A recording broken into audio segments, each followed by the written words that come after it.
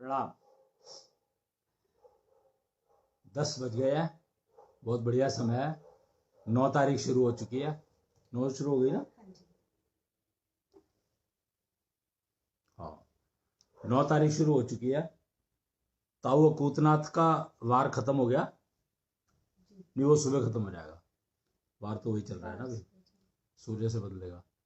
Anyway, तो बहुत बढ़िया दिन है आज का ये बताने के लिए कि कन्वेंशनल लिविंग और डिजिटल लिविंग में क्या फर्क है।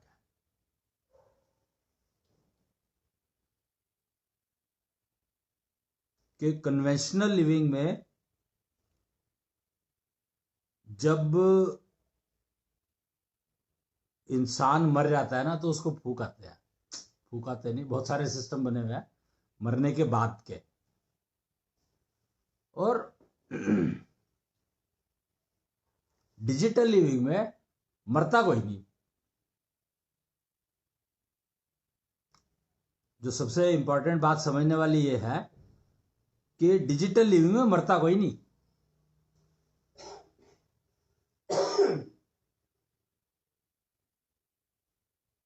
एवर सनातन सनातन रहते हैं सारे। मरते तो हैं, अमर थोड़ी होते हैं। मरता कोई नहीं, फर्क है। कन्वेंशनल लिविंग में मर जाते थे, डिजिटल लिविंग में मरता कोई नहीं। डिजिटल लिविंग में रिसाइकलिंग होती है। कन्वेंशनल लिविंग में रिसाइकलिंग का कोई कंसेप्ट था ही नहीं, पता ही नहीं किसी को। कोई कहता है पुनर्जन्म होता है, कोई कहता है पुनर्जन्म होता है, कोई कहता है मरते नहीं है, कोई कहता है इस दिन मरेंगे। मतलब कोई हिसाब किताब था ही नहीं, कुछ डिफाइंड ही नहीं था, अनडिफाइंड था सब कुछ। जैसे वो कहते हैं 5 तत्वों से सब कुछ बना है, तो जब ये सवाल पूछा गया कि 5 तत्वों से अगर सब कुछ बना है तो मरे और जिंदे में क्या फर्क है, तो कन्वेंशनल लिविंग में मरे शब्द जो था वो था ही।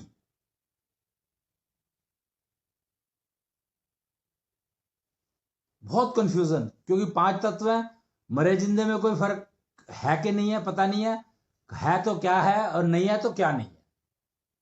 कुछ लोगों ने कहा नहीं नहीं, जो जिंदा होता है उसमें आत्मा होती है, जो मर जाता है उसमें से आत्मा निकल जाती है।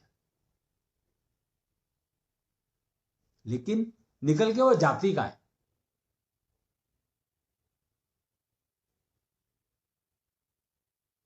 इसके बारे में कोई जवाब नहीं किसी के पास, कुछ नहीं, जवाब है ही नहीं किसी भी चीज का। कन्वेंशनल लिविंग मतलब कंफ्यूजन, लिविंग इन कंफ्यूजन। ना तो किसी के पास जवाब है और ना कोई देना चाहता। अगर किसी को पता भी हो तो देना भी नहीं चाहता। क्यों नहीं देना चाहता मुझे ये नहीं पता लगा, समझ में आई नहीं कि देना क्यों नहीं चाहता। तो मुझे लगता है कि उसके पास जवाब है नहीं, पर समा उसने इस तरीके का वातावरण बना लिया अपने आसपास कि लोगों को लगता है कि इसके पास है। क्यों लगता है ये भी मुझे नहीं पता। एजुकेशन ने क्या सिखाया क्या नहीं सिखाया मुझे नहीं पता, बट एप्रिहेंशन में रहना जरूर सिखा दिया कन्वेंशनल लिविंग ने। तो डिजिटल लिविंग में ये सारे के सारे जो कंफ्यूजन वाले काम है ये जीरो हो गए, खत्म हो गए, एलिमिनेट हो गए। कंफ्यूजन नाम की चीज मर गई। अगर मरना कहते हैं जिसको, उसको उसे समझ लो कि वो मर गई। और अब जो है एप्रीहेंशन फ्री लाइफ पॉसिबल है डिजिटल लिविंग में। कंफ्यूजन किस वजह से आते हैं? अब ये देखो, कन्वेंशनल लिविंग में कंफ्यूजन और एप्रीहेंशन, कंफ्यूजन से एप्रीहेंशन आते हैं या एप्रीहेंशन से कंफ्यूजन होता है, ये एक इस सवाल का जवाब है ही नहीं मार्केट में।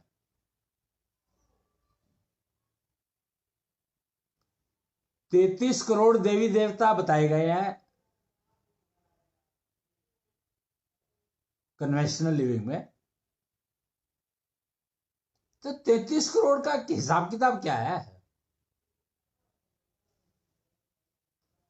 और किसको देवी कहते हैं किसको देवता कहते हैं पता ही नहीं है।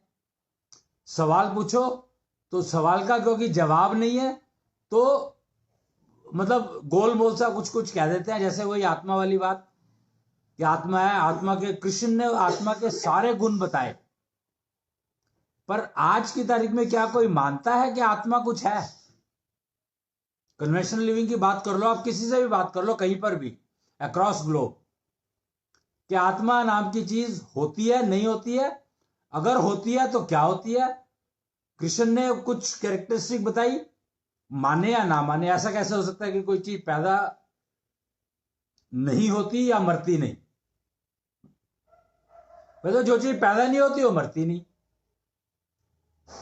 जो चीज पैदा ही नहीं हुई तो मरेगी नहीं, तो ये फिर बात ही, उसके बारे में बात ही क्या करने का फायदा। मतलब you are talking about a topic which does not exist, तो कंफ्यूजन तो होंगी। स्वर्ग है या नहीं है, वो मेरा पड़ोसी है या नहीं है,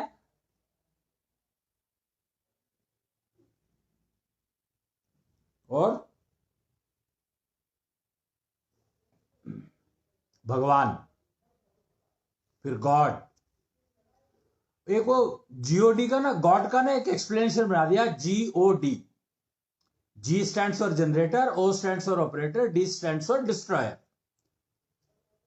तो 33 करोड़ देवी देवता थे और एक गॉड बना दिया, गॉड एक ही है, तो 33 करोड़ देवी देवता क्या है। फिर एक भगवान जी है। अब क्या देवी देवता ही भगवान जी है, उनमें से कोई एक भगवान जी है, या भगवान जी एक अलग चीज है।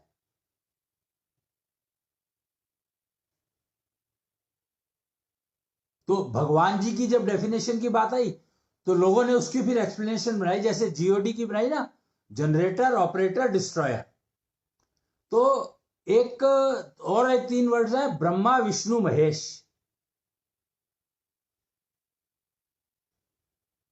तो इनकी ब्रह्मा विष्णु महेश पहले से थे, गॉड बाद में आए। तो वो जीओडी मतलब ब्रह्मा मतलब क्रिएटर, वो कहते हैं ना ब्रह्मा जी ने सृष्टि बनाई, तो ब्रह्मा जी क्रिएटर हो गए यानी जनरेटर, और विष्णु पालने का काम करते हैं तो वो ऑपरेटर हो गए, और महेश, महेश के बारे में कुछ पता नहीं है पर डी लगा दिया, डिस्ट्रॉयर हो गए। तो महेश को डिस्ट्रॉयर कर दिया, मान लिया।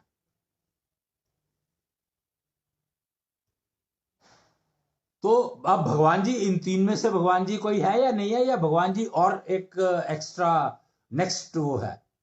तो मार्केट में सुनने में आता है लोग डॉक्टर को भगवान मानते हैं,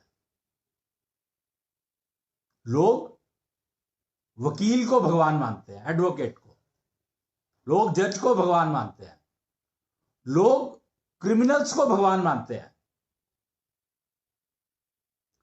लोग भगवान शब्द का फिर एक्सप्लेनेशन दिया गया कि भ का मतलब भूमि, गा का मतलब गगन,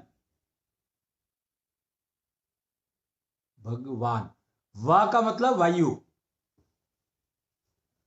आ का मतलब अग्नि, वायु, भगवान, वा में व और आ की मात्रा, और ना का मतलब नीर, जल, पानी। तो भगवान तो फिर हर एंटिटी भगवान हो गई, क्योंकि 5 तत्वों से सारे सब कुछ बना ही है 5 तत्वों से। तो सवाल फिर वहीं पर आ गया कि जिंदे और मरे में क्या फर्क है। तो इस सवाल को हटाने के लिए एक नया प्रश्न डाल दिया मार्केट में, एक क्वेश्चन डाल दिया, मुर्गी पहले आई या अंडा। अब सोचो कि क्या मुर्गी पहले आ सकती है, इस बारे में कोई सोचने को कोशिश नहीं करता। कन्वेंशनल लिविंग का यही एक एडवांटेज है कि सोचो मत यार, मान लो, बस पूरा का पूरा मैथमेटिक्स बना दिया इसके ऊपर, मान लो, पूरी फिजिक्स मान लो, पूरी, मतलब भगवान जाने क्या क्या। भगवान जाने भी एक बड़ा इंटरेस्टिंग सा सवाल हो गया कि मुर्गी पहले आई या अंडा। मान लो मुर्गी पहले आई, तो वो किस काम की है। क्या कभी अंडा आ सकता है मुर्गी से?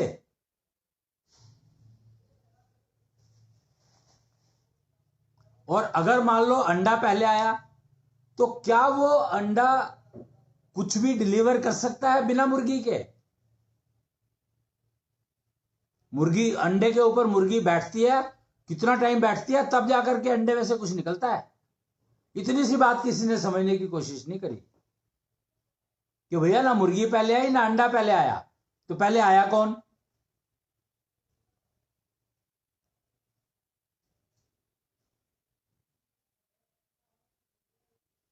तो इसको अगर समझना है तो ब्रह्मा जी की थ्योरी को आपको मानना ही पड़ेगा, आपके पास कोई चॉइस नहीं है। ब्रह्मा विष्णु महेश भूल जाओ, जी और डी भूल जाओ, सब कुछ भूल जाओ, शुरू से चलो तो ब्रह्मा जी को सुनो। ब्रह्मा जी ने पहली क्रिएशन क्या करी थी?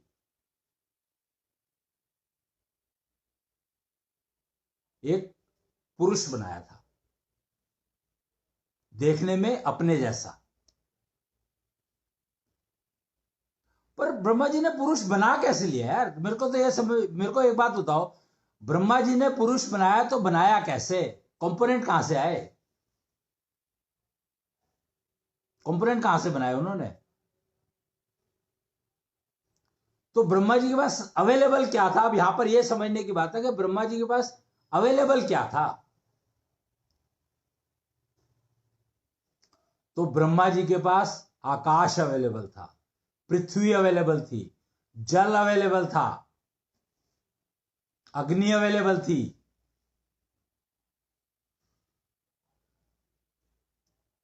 यानी 5 तत्व अवेलेबल थे।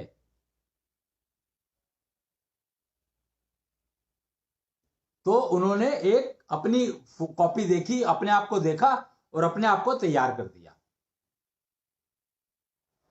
बट उन्होंने ये नहीं सोचा कि ये मैंने तैयार किया कैसे है, प्रोसीजर क्या यूज किया होगा।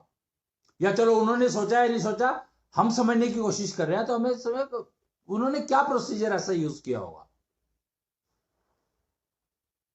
तो उन्होंने पहले समझा होगा कि मैं क्या हूं, अपने आप को समझा होगा ना, तभी तो अपनी कॉपी बनाई। तो उस मैं क्या हूं में उन्होंने देखने की कोशिश की कि मैं बैठा कहां पर हूं। तो ब्रह्मा जी को कमल के फूल पे बैठा दिखाया जाता है। वो कमल का फूल कहां से है? मतलब इतने बड़े उसमें समुद्र में एक कमल का फूल जिसके ऊपर वो बैठे हैं।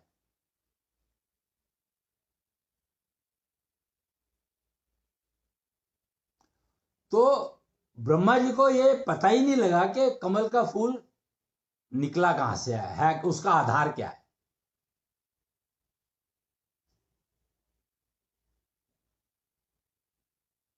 और उसका आधार था, वो देखते हैं ना, नाभि कमल से निकला था फूल, विष्णु की नाभि कमल से निकला था। अगर आप देखेंगे तो हमारे पुराण और इनके सनातन उसके पढ़ेंगे आप धर्म के, तो आपको पता लग जाएगा कि विष्णु के नाभि कमल से निकला था फूल जिसके ऊपर ब्रह्मा जी बैठे थे। तो इसका मतलब क्या हुआ? विष्णु पहले से थे, ब्रह्मा जी बाद में आए हैं। और ब्रह्मा जी को नहीं पता कि विष्णु है, पर ब्रह्मा जी को एक आवाज सुनाई देती थी,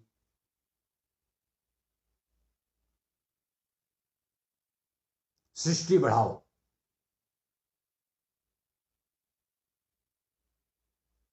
या सृष्टि बनाओ, जो भी आवाज सुनाई दे, मतलब कुछ आवाज तो सुनाई देती थी उनको।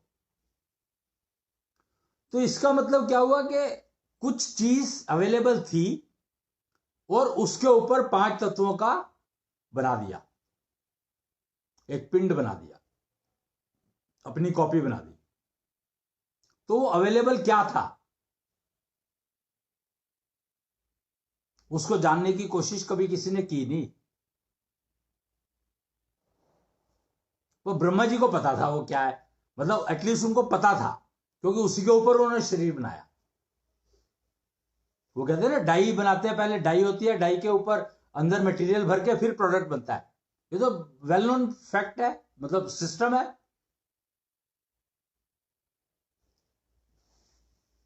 तो 5 तत्व तो समझ में आ गए, पर जो जिसके ऊपर उन 5 तत्वों का वो चढ़ाया गया, सिस्टम बनाया गया, वो क्या था? तो वो था आत्मा। इसीलिए 5 तत्वों की बात तो करी गई, पर छठे की बात नहीं करेगी। तत्व को 6 कभी नहीं कहा किसी ने, 5 ही के ऊपर रखा। क्यों? क्योंकि आत्मा का पता ही नहीं था कुछ।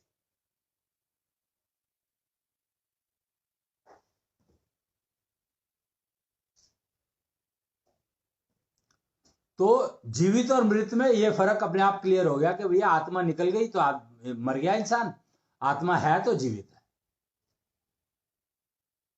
और आत्मा की कैरेक्टरिस्टिक सारी बता दी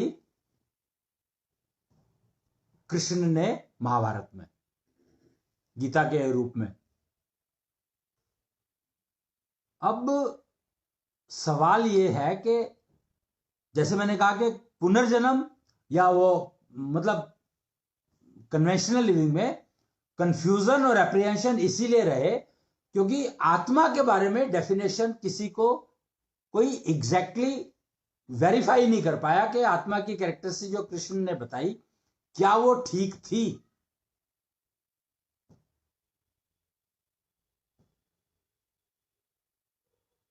भाई इतनी सी बात समझने वाली है। तो आत्मा की जो कैरेक्टरिस्टिक कृष्ण ने बताई वो बिल्कुल 100% सही है। सिर्फ आत्मा की जानकारी, आत्मा के बारे में जो स्पेक्स बताई उन्होंने आत्मा की, वो तो बिल्कुल सही है, पर आत्मा कैरी क्या करती है, आत्मा चाहिए किस लिए? तो आत्मा जो है आपको वो सब कुछ देती है जो आप चाहते हो जीवन में जीने के लिए, लग्जूरियस लिविंग। तो इसके बारे में एक वीडियो ऑलरेडी बना हुआ है मेरे ख्याल से, जिसमें आत्मा को डिफाइन किया है, वो आप यूट्यूब पे देख सकते हैं या भगवान टीवी पे देख सकते हैं, जहां पर भी अवेलेबल हो, कि आत्मा के बारे में सारी कैरेक्टरिस्टिक, उसकी कैरेक्टरिस्टिक तो कृष्ण ने बताई थी आत्मा की, कि वो मरती, अमर है, अजर है और गीली नहीं हो सकती, सूख नहीं सकती, वगैरह वगैरह। पर आत्मा देती क्या है उसके बारे में वो वीडियो बहुत कुछ विस्तार से बता रही है। हम बात कर रहे हैं कि आत्मा जब शरीर छोड़ती है तो मृत हो जाता है प्राणी, मर जाता है, और हम उसको संस्कार कर देते हैं, जला देते हैं, जो भी करते हैं उसका। तो एक विधि बना दिया, उस विधि को यूज करके और वो काम खत्म कर देते हैं। तो सोचते हैं कि जान छूट गई, काम खत्म हुआ। जबकि डिजिटल लिविंग में मरने का कॉन्सेप्ट ही नहीं है, मरता ही नहीं कोई। It is nothing but recycling. जैसे आईटी को देखो आप, आज की जो आईटी जो वर्ल्ड है, या एआई जो नया वर्ल्ड आ रहा है आपके सामने, मेटावर्स, इसको समझो। आईटी में एक प्रोडक्ट बनाया, अब उसमें कोई प्रॉब्लम आ गई कि भाई उसने 10 फंक्शन बताए थे उसके, पर जब चलाते हैं उसको तो कुछ देर के बाद कुछ समस्या आती है तो वो बंद हो जाता है, शटडाउन हो जाता है अपने आप ही। तो स्टडी करी गई तो पता लगा हो एक गलती हो गई थी, उसकी वजह से किया जा रहा है। तो एक पैच बनाया और उस गलती को रिप्लेस कर दिया उस पैच से। ये क्या हुआ? वही है पर वर्जन बदल गया। फिर उन्होंने नया नाम दिया, प्रोडक्ट का नाम नया नहीं दिया, प्रोडक्ट तो विंडो ही रही, लेकिन वर्जन 3.11 आ गया, 3.12 आ गया, 3.15 आ गया, एक्सेल आ गया, फलाना ढिकाना, इसके वर्जन आते चले गए। तो डिजिटल लिविंग में इसको कहा जाता है पुनर्जामा, कि तुम्हारा नेक्स्ट वर्जन आ गया।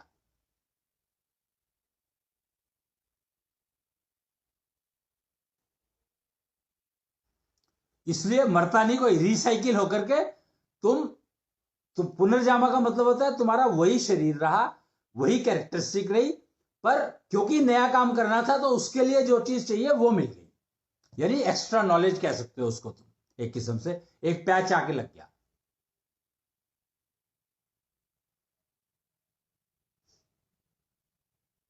अब विंडोज की एग्जांपल लेकर के चलते हैं हम अगेन, कि वो 3.11, 3.4, 3.62, 7.2 आते आते आते आते फाइनली लगा उसको कि नहीं यार, अब ना ये वर्जन का चक्कर बहुत हो गया, पैचेस बहुत सारे हो गए, तो अब इसको मार देना ही बेटर है, इससे पहले कि ये अपने आप मर जाए, तो फिर इसको उसका बिजनेस बंद हो जाएगा। तो उसने खुद ही अपने प्रोडक्ट को मार दिया और एक नया प्रोडक्ट ले आया, विंडोज एक्सपी करके।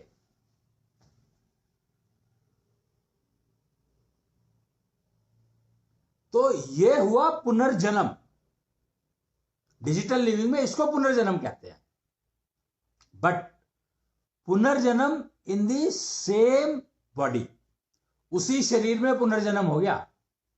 विंडोज तो विंडोज ही रही, पर एक्सपी का मतलब है पुराने वाला एक्सपायर हो गया, नए वाला आ गया, तुम्हारी कैरेक्टरिस्टिक बदल गई। पुनर्जन्म में कैरेक्टरिस्टिक बदल जाती है। पुनर्जन्म में पैच लग जाता है, जो काम करना है उसके लिए नई नॉलेज आ गई, बस कैरेक्टरिस्टिक नहीं बदली, बेसिक कैरेक्टरिस्टिक नहीं बदली। अगर पुनर्जामा हुआ किसी का और सेम तत्व रहे, सेम कैरेक्टरिस्टिक, पुनर्जामा हाँ। या जन्म, तुम किसकी बात कर रहे हो? फिर सवाल तो कम से कम रेलेवेंट पूछना पड़ेगा ना, तभी तो जवाब दूंगा, नहीं तो कैसे दूंगा? पुनर्जामा और पुनर्जन्म में क्या फर्क है? पुनर्जामा इज पैचिंग। इससे क्या समझूं मैं, मेरे को समझ नहीं आया। भाई एक नया प्रोजेक्ट करना है तो उसके लिए नई नॉलेज सीख ली। पुनर्जामा ऐसा हो गया कि जैसे एक बच्चा भी 12th तक पेरेंट्स के पास रह रहा था, पढ़ाई कर रहा था, अब उसने नहीं नहीं नहीं नहीं नहीं, ये पढ़ाई से क्या मतलब है यार? पुनर्जामा, we are talking about life. Life में भी हमारी चेंज आता है, जैसे हम कहीं रिलोकेट होते हैं तो हमारा रहन सहन बदलता है, हमारी सोच बदलती है, नहीं, हमारा खाना बदलता है। उससे कोई मतलब नहीं है। जैसा शादी कर दी लड़की की, उसके तो नहीं नहीं, वो सब कुछ नहीं है, वो पुनर्जामा कुछ नहीं है। बता तो रहा हूं कि मैं जिंदगी ऐसे जी रहा था और ऑल ऑफ ए सडन एक ऐसा झटका लगा जिसकी वजह से बहुत कुछ बदल गया। पैराडाइम शिफ्ट जैसे कहते हैं, लाइफ में हो गया। तो ये तो विवाह के बाद भी होता है? नहीं होता ना, वही सबके साथ। विवाह तो बहुतों का होता है, सबके साथ थोड़ी होता है। ये पुनर्जामा किसी किसी के साथ होता है, सबके साथ नहीं होता। फर्क समझो। पुनर्जामा ऐसे नहीं है कि कोई भी आके ये कर दिया तो मैं पुनर्जामा हो गया। ये होता क्यों है? मतलब अगर मान ले किसी के साथ अरे तपस्या, अच्छा, वो भी वर्क करता रहता है, नेचुरली तपस्या की बात है ये सारी की सारी। तो वो वर्क जो करता है उसको अपडेट करने के लिए, अपने आप को अपग्रेड करने के लिए। अपडेट करने के लिए। अपग्रेड का मतलब ये नहीं कि कार, मैंने एक कार खरीदी दूसरी खरीद ली। नहीं, लाइफ की बात हो रही है यहां पर। तो ये ऑटोमेटिक होते हैं, ये मतलब ये पुनर्जामा तुम अपनी मर्जी से नहीं कर सकते। अब पुनर्जन्म वो भी अपनी मर्जी से नहीं कर सकते, कुछ भी नहीं तो अपनी मर्जी कर सकते। सिर्फ ये लॉ ऑफ नेचर है। मैं तो लॉ ऑफ नेचर बता रहा हूं कि पुनर्जामा, पुनर्जन्म, ये सब लॉ ऑफ नेचर के अकॉर्डिंग चलते हैं, तुम्हारी मर्जी से नहीं चलते या मेरी मर्जी से नहीं चलते। हाँ, प्रोसीजर है, जो प्रोसीजर अडॉप्ट कर लो और उसके हिसाब से तुम्हें मिल जाएगा रिजल्ट। अगर वो प्रोसीजर पूरा हो गया ठीक कंप्लीटली तो वो मिल जाएगा रिजल्ट उसका। समस्या क्या होती है? कन्वेंशनल लिविंग में जिसको मर जाना कहते थे, एक्चुअली होता वो भी रिसाइकिल ही था, पर क्योंकि 5 तत्व और छठा जो एलिमेंट है उसके बारे में जानकारी नहीं थी, आत्मा के बारे में बहुत सारा कंफ्यूजन था, तो इसलिए वो कंफ्यूजन ही रहता था, पता नहीं लगता था कि क्या हो रहा है। पहले भी पुनर्जामा होते थे, पुनर्जन्म भी होते थे, सब कुछ होता था, सिस्टम वही है। उसी शरीर में है? उसी शरीर में होते रहते थे। हाँ, पुनर्जामा होंगे तो उसी शरीर में ही, उसको दूसरे में कैसे हो जाएंगे? तपस्या की बात, अब मैं यहां पे बात कर रहा हूं तपस्या की। क्या होता है कि रिसाइकिल का मतलब समझना पड़ेगा अब तुम्हें। यहां पर रिसाइकिल का मतलब क्या होता है? क्या बता सकते हो रिसाइकिल का मतलब क्या होता है? रिसाइकिल का मतलब होता है एक पन्नी थी, उसको रिसाइकिल करके एक दाना बना दिया, तो रिसाइकिल हो गया। नहीं। हाँ। फिर पन्नी बन जाएगी उसकी? हाँ, पन्नी भी बना सकते हैं, शीट भी बना सकते हैं, उसका हम कुछ भी बना सकते हैं। कई बार रिसाइकल्ड, वो तो अगर मैं पन्नी को मान लो ऐसे काट दूं तो शीट तो वैसे ही बन गई, मेरे को कुछ करना नहीं पड़ा। रिसाइकिल का जो मैं सोचता हूँ, मान ले मैं खाना खा रहा हूँ, मैंने रोटी बनाई किसी ने, उसको करके हमने जो है बाद में उसको पराठा बना दिया, वो रिसाइकिल हो गया, तो उसकी क्वालिटी भी चेंज होगी। नहीं नहीं, रिसाइकिल का मतलब है आटे से पराठा बन गया। अब पराठे से तो आटा नहीं बना सकते वापस, बना सकते हो क्या? रिसाइकिल हो गया, इसको कहते हैं रिसाइकिल। और आटे से वो पुनर्जामा क्या होगा, फिर आटे से क्या बना है? कुछ भी नहीं। वो पुनर्जामा जब वो रिसाइकिल का प्रावधान बन गया हमारा। हाँ। वो पैचिंग है, वो तो आटे पे जो भरी पैच करके कुछ भी बना के रख लो।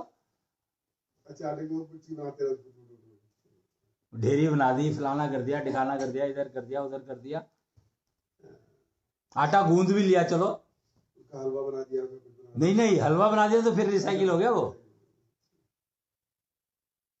बाल्टी है, उसको तुमने टूट गई मान लो, तो उसको रिसाइकिल कर दिया तुमने, फिर बाल्टी बना सकते हो। तो रिसाइकिल, वो भी रिसाइकलिंग है। अच्छा, रिसाइकलिंग उसी शरीर में नहीं हो सकता, रिसाइकलिंग का शरीर भी चेंज करना पड़ेगा। नहीं, जरूरी नहीं है।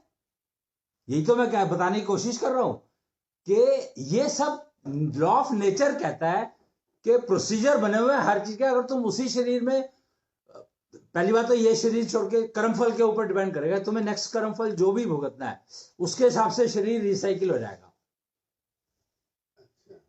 तो अगर तुम्हारे को मान लो गधे का जीवन मिलना है अगला, तुमने ऐसा कुछ कर्म किया जिसका जो कर्मफल आ रहा है, तो उसमें गधे का रिसाइकिल चाहिए, तो तुम्हारी यही बॉडी गधे के रूप में बन जाएगी। कैसे मतलब? ये मुझे क्या पता, सिस्टम है नेचर का। वो तुम उस तरह की एक्टिविटी करना शुरू कर दोगे अगर इसी शरीर में हो तो, नहीं तो ये शरीर छूट जाएगा, नया शरीर बन जाएगा। भाई आप ये सोचो कि जब शरीर एक किस्म, चलो एक बात करते हैं कि मान लो मर गया, खत्म हो गया, तो उसके बाद उसको क्या करते हो तुम? जला देते हैं। जला दिया, हाँ, तो उससे क्या बनी? राख। राख से नया शरीर बनाना आसान है कि नहीं? अच्छा, वो 5 तत्वों से फिर दोबारा, भाई राख इतना फाइन कंपोनेंट है कि उससे तुम जो मर्जी शरीर बना सकते हो। 5 तत्व मिल गए ना, 5 तत्व मिल जाएगा दोबारा, गधा बन जाएगा, जो बनेगा।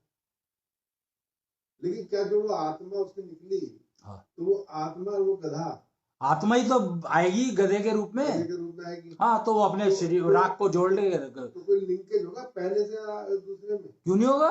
100% होगा। तो सारा का सारा वही तो, आत्मा तो सारा का सारा कैरी करके ले जा रही है। कर्मफल तुम्हारे जो है वो आत्मा ही तो कैरी करके ले जा रही है। वो शरीर तो हमारा जल गया, वो उस शरीर का कोई मतलब नहीं होगा। जो कर्मफल के लिए ये शरीर चाहिए, तो उस शरीर से कैसे मतलब हो जाएगा? मतलब वो खत्म ही हो गया, बस वो शरीर जो है उससे कोई मतलब नहीं। जैसे मान लिया हमारे पिताजी हैं या बाबा जी हैं, हाँ। और वो चले गए, तो मतलब उनसे कोई मतलब नहीं, उनका जो भी शरीर बना होगा नेचुरली, रिसाइकलिंग जो भी हुआ होगा। हाँ। तो वो जो हम उनको याद कर रहे हैं, उनको वो करें, वो बेकार की चीजें हैं। तो हमारी मर्जी यार। एक बात बताओ, नेचर को ये नहीं पता कि तुम्हारा बाप कौन है और माँ कौन है? उससे मतलब नहीं है उसको, नेचर को इससे क्या मतलब है? तुम किसको याद करो, किसको ना करो, क्या नहीं करो, नेचर को कोई मतलब नहीं है। Law of nature are fixed. Law of nature को कोई मतलब नहीं है किसी चीज से भी, ना उम्र से मतलब है, ना कर्मफल, किसी चीज से मतलब नहीं है लॉ ऑफ नेचर को। तो उसका सीधा सा है भाई, जो कर्मफल आया उसको भुगतने के लिए जो शरीर चाहिए वो मिल जाएगा तुम्हें, और पिछले को नेचर अपने आप खा जाएगी।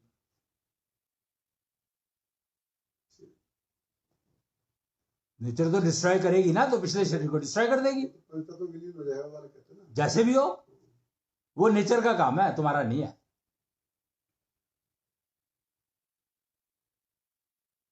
जो पीछे की कहानियां चलती रहती है, तो ये जो है सदियों से, लाखों सालों से ये हुआ था, वो हुआ था, उससे बेकार की चीज होगी।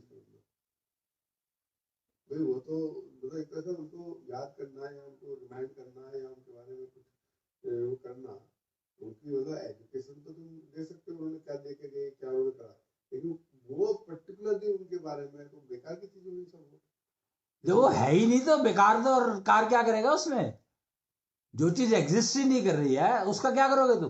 तुम्हारा टीवी खराब हो गया और तुमने फेंक दिया, तो उसके बाद याद करते हो क्या उसको? तो फिर इनको क्यों याद करते हैं? मुझे क्या पता क्यों याद करते हो? ये तो तुम्हारी प्रॉब्लम है ना। मतलब कन्वेंशन में वो क्यों याद करते थे? मजबूरी। कन्वेंशन की बात करो ना, क्योंकि आत्मा के बारे में पता ही नहीं कुछ भी। वो आत्मा के रूप में आते हैं सर। अरे तो आत्मा, मैं क्या तो रहा हूं ना, तो आत्मा तो एग्जिस्ट करती ही है। आत्मा एग्जिस्ट करती है बस, तो फिर तो आत्मा तो एग्जिस्ट करती ही है। मैं तो यही तो कह रहा हूं, और क्या कह रहा हूं? नहीं, आत्मा तो फिर वो दूसरे शरीर में जो आ गई, आत्मा के दूसरे शरीर में नहीं आई, आत्मा ने दूसरा शरीर बना लिया। चलो दूसरा शरीर हाँ। बना लिया, अब हम पहले वाली को याद कर रहे हैं, करते रहो। तो वो कहते हैं आगे वो भी याद आ तो तुम तो जो जिस नाम से तुम याद कर रहे हो उस नाम का उसको क्या पता, आत्मा का नाम थोड़ी है कुछ, तुम नहीं समझ रहे हो। विंडोज थी, विंडोज 3.113 और वो एक्सपी बन गई, तो विंडोज 3.11 को कौन पूछ रहा है?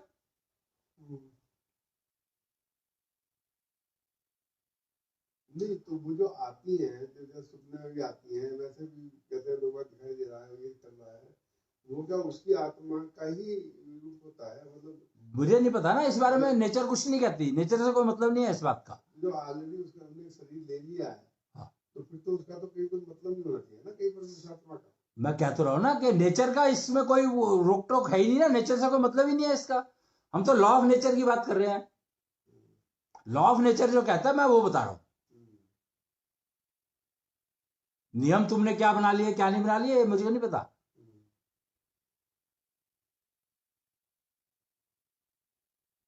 तो अल्टीमेट कहते हैं ना कि मनुष्य जन्म में अच्छे काम करो। क्यों? अब खेल यहां पर यह है कि यह क्यों कहा जाता है कि मनुष्य जन्म में अच्छे काम करो। सबसे पहले तो बात डेफिनेशन की आती है, अच्छे काम क्या है, बुरे काम क्या है। नहीं, बात वो है ही नहीं। ये कहा जाता है कि अच्छे काम करो, वो छोड़ो उसको कि क्या है क्या नहीं। मैं तो एक बात बता रहा हूं। तो वो इसलिए कहा जाता है कि अगला जन्म तुम्हें मनुष्य का मिल जाए, टारगेट ये है उसके पीछे। अब तुम किसको अच्छा कहते हो, वो किसको अच्छा कहते हो, उससे मतलब नहीं है। नेचर कहती है भैया जैसे काम करेगा वैसा फल मिल जाएगा, बात खत्म। तो तुम ऐसे काम करो कि तुम्हें अगला जन्म मिले तो वो मनुष्य का ही मिल जाए। गेम यहां पर यह है। पर तुम्हें अगर अगला जन्म मनुष्य का मिल भी गया, मान लो मिल भी गया, तो तुम सीखोगे क्या? तुम्हारा पिछला जो था वो तो तुम भूल गए। क्यों भूल गए? भूल कैसे सकते हो? वो तो आत्मा साथ है तो वो साथ ही रहेगा, भूल कैसे सकते हो? पर नए एटमॉस्फेयर में आते हो तो जो कुछ सिखाया जा रहा है जबरदस्ती, जो तुम नहीं सीखना चाहते या चाहते हो, तुम्हारे से पूछा नहीं जा रहा, जो माहौल में चल रहा है, तो वो कंफ्यूजन आएगा ही ना, क्योंकि तुम्हारे को पता कुछ हो रहा है और सिखा कुछ और रहे हैं, तो वही कंफ्यूजन बिल्टअप हो रहा है। तो इसलिए जो ये साधु और जो घर छोड़ के चले आते थे, सन्यास ले लेते सो कॉल्ड, वो इसलिए लेते थे कि पुनर्जन्म तो हो पर मेरे को कोई मिसगाइड ना करे। मिसगाइड जब किसी घर में जाएंगे तो मिसगाइड तो करेंगे या कर सकते हैं। घर जाएंगे ही नहीं ना, जंगल चले गए, इसीलिए तो बाहर चले गए। जंगल चले गए वो, हाँ। लेकिन दोबारा जन्म लेंगे तो फिर तो जो रिसाइकिल हो, भाग गए, दोबारा जन्म लेने के बाद ही तो जंगल गए, पहले कहां गए थे? तो फिर तीसरी बार आएगा फिर। उसी शरीर में। तो वो कोशिश यही रहती है ना उनकी कि वो शरीर छोड़े बिना उनको वो मिल जाए। मुक्ति का मतलब क्या है कि मेरे को यही शरीर मिल जाए, मेरा पुनर्जन्म इसी शरीर में हो जाए तो वो मेरे लिए बेस्ट है। वो तो है, लेकिन शरीर तो टूट तो जाएगा ही काफी, तो इससे मतलब नहीं है ना, नेचर को उससे मतलब नहीं है। नेचर कहती है कि तू कोशिश ऐसी कर, ऐसे कर्म कर कि तेरे को वही शरीर मिल जाए जो तेरा पहले था, तो तेरे को कोई मिसगाइड नहीं करेगा, क्योंकि तेरा एक्सपीरियंस तेरे साथ है और तू उसी को लेकर के आगे चलेगा। तो ये कोशिश रहती थी। तो पुनर्जन्म, अब ये पुनर्जामा नहीं है, ये पुनर्जन्म है, और पुनर्जन्म इन दी सेम बॉडी। तो इसका मतलब क्या हुआ कि पुनर्जन्म अगर उसी शरीर में हो जाता है तो हर चीज के इफेक्ट तो दोनों तरह के होंगे ना। अब तुम तो पहचान नहीं रहे हो किसी को, क्योंकि तुम्हारा तो पुनर्जन्म हो गया। अपने जो पुराने संगी साथी हैं वो सारे पहचान रहे हैं, वो तो शरीर वो है ही नेचुरली। अब क्या करो? तो वो भी तो पहचानेगा ही, हमारे संगी साथी थे पहले वो। तो कोई पहचान कराएगा तो बाप को, माँ ही तो पहचान कराती है, कि नर्स पहचान कराती है माँ को कि तेरा बच्चा है। नहीं, जब रिसाइकलिंग हो गया शरीर में तो उसको वो जो शरीर है उसको ये तो पता है कि हाँ ये मेरे पहले पति पत्नी ये जो भी थे वो पति पत्नी से क्या मतलब है? जो पहचान करा दोगे वही होगा। उसी शरीर में रहते हुए भी हाँ, इतना चेंज हो जाता है। चेंज होगा ही ना, मरने के बाद तो चेंज होगा ही। उसकी आत्मा वही है, आत्मा वो होने से क्या होता है? शरीर भी शरीर वही है। वही है। याद वही है, हैं? पर पहचान तो नए में करानी पड़ेगी ना, क्योंकि कैरेक्टरिस्टिक शरीर तो वही है। अच्छा, कृष्ण उससे क्या हुआ? शरीर अच्छा, तुम्हारे लिए वही है ना, उसके लिए थोड़ी है। अच्छा उसका तुम लोग समझ ही नहीं रहे हो। मरा कौन है? आत्मा नहीं, नहीं, वो शरीर। तो फिर वो तो शरीर तुम पहचान रहे हो ना, वो थोड़ी पहचान रहा है अपना शरीर। अच्छा जो मर गया वो कैसे पहचानेगा? हम्म, नहीं समझे हम्म। भाई? तुम तो पहचान रहे हो क्योंकि तुम्हें तो दिख रहा है। उसको सबको नया नया लग रहा है। उसका सारा न्याय हो ही गया। अच्छा तो तो वो तो पहले भूल गया अपना। भूला नहीं ना, फिर तो उसको याद दिलाया कि भाई हाँ ये है, तो फिर वो कहता है हाँ हाँ ये है, मान लेगा, वैलिडेट कर देगा, नहीं तो नहीं मानेगा। तो पुराना वाले जो लोग हैं उसके साथ में आसपास वाले, वो तो कह रहे कि मैं देखी मैं तेरी माँ तो कह तो रहा हूं ना, रोना तो यही है। तभी तो कह रहा हूं कि इस बात को, इसलिए ये सभा रखनी चाहता था मैं आज से 1-1.5 महीना पहले।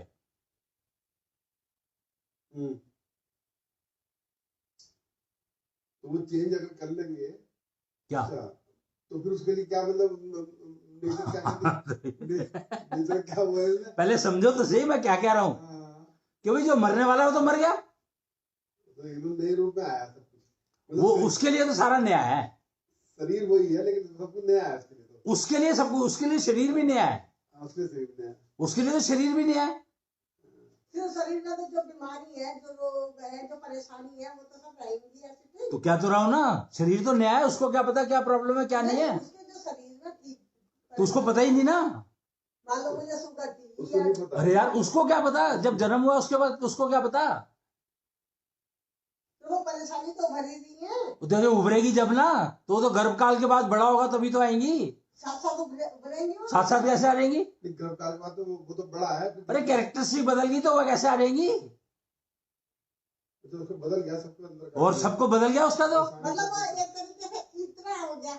हाँ, इतना नहीं हो गया, पेट में है, डिलीवर कहाँ हुआ? वैसे दिखाई दे रहा है नेचुरली। तो डिलीवर कब होगा वो? उसके ऊपर डिपेंड करता है। टाइम तो 9 महीने का होता है, पर अब इस केस में कब होगा डिफाइन ही नहीं है कुछ, क्योंकि किसके गर्भ में है। पहले ये सोचो ना कि अब वो गया किसके गर्भ में। ये भी प्रॉब्लम यही तो प्रॉब्लम है। है। हाँ क्या? तो समझने की बात है, इसलिए ये सभा रखी गई है। आज मैं कहा आज कर ही दो इसको, आज ही निपटाओ। वो इसने कहा तो इसलिए कर दी, नहीं तो नॉर्मली 10 बजे के बाद करने का वो नहीं होता। मैंने चलो आज मौका है तो आज करो। वो तारीख वो हो गई, डेट जो है वो ठीक आ गई ना, इसलिए कि अब समस्या समझो कि जो बाकी लोग हैं उनको तो कुछ पता ही नहीं है, वो तो उसको वही मान रहे हैं जो पहला था, वो तो यही मान रहे हैं। और जो खुद है बंदा उसको अपना नहीं पता, क्योंकि उसको अपना नहीं पता।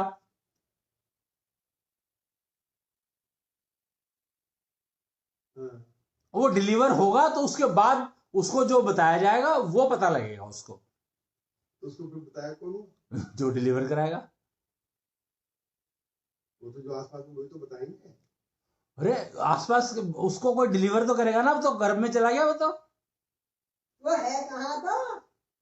ये तो तुम सोचो ना कहाँ है अब, किसने हम क्या सोचे? किसके गर्भ, तो सोचने की जरूरत कहाँ है, मैं यही तो बता रहा हूं कि पर समझो तो सही, पुनर्जन्म का मतलब तो समझो। मैं तो ये बता, पुनर्जन्म का मतलब बता रहा हूं। वो तो आ गया। हाँ क्योंकि अभी वो तो गर्भ में चला गया। हाँ, अब उसकी सब चीज नई शुरुआत होगी, लेकिन हम लोग समझ रहे हैं ये वही है। तो अब तो तुम्हें समझना है कि पुनर्जन्म होता क्या है, तुम्हें पता होना चाहिए। मतलब उसको और घर वालों को, जिसको भी पता करना हो, कम्युनिटी शील्ड बिल्ड करते हो होती है जब, तो वो शील्ड इतनी पावरफुल हो जाती है कि कर्ण के जो कवच कुंडल थे ना, वो भी कुछ नहीं है उसके सामने। ये समझ।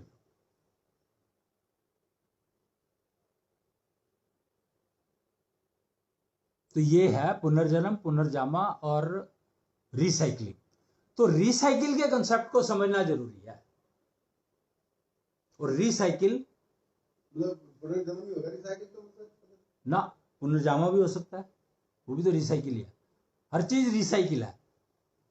जो सांस तुमने छोड़ा वो रिसाइकिल हो गई तो दोबारा लिया। तो रिसाइकिल हर सांस के साथ होती है, ये समझ लो। मोटी मोटी बात जो है वो ये है। और देवता भगवान, एक जो कोर्स शुरू किया था हमने वो था कि देवता, भगवान, देवी और भगवान, इनमें क्या फर्क है। तो इसके ऊपर हम आगे चर्चा करेंगे आने वाले टाइम में। तो आज के लिए इतना ही। जय कृष्णेंद्र।